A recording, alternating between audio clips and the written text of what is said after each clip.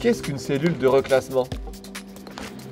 Une cellule de reclassement est un dispositif mis en place dans le cadre d'un plan de sauvegarde pour l'emploi, un PSE.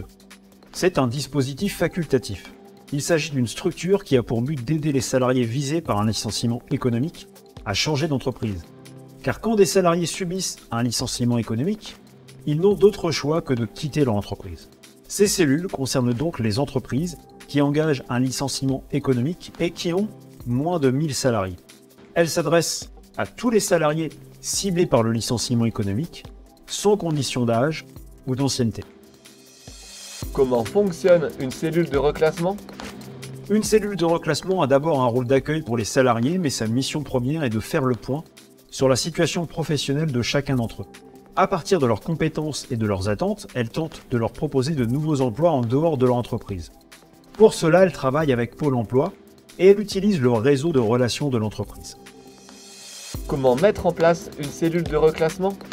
L'entreprise qui veut mettre en place une cellule de reclassement doit signer une convention avec l'État qui finance le dispositif grâce au FNE, le Fonds national de l'emploi. L'entreprise ne peut pas obliger le salarié à participer à cette cellule parce que ça doit être une action volontaire de sa part. Donc si un salarié souhaite profiter de l'accompagnement de la cellule, il faudra qu'il remplisse un bulletin d'adhésion. Le salarié pourra alors bénéficier des services de la structure pendant toute sa durée d'ouverture.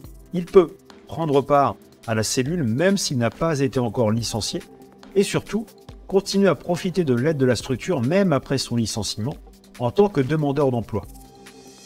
Combien de temps dure ce dispositif d'accompagnement? Le temps d'ouverture de la cellule ne peut pas excéder 1 an. Mais dans certains cas exceptionnels, par exemple, quand un nombre important de salariés affiche de lourdes difficultés de reclassement, il est possible de prolonger la durée d'existence de la cellule.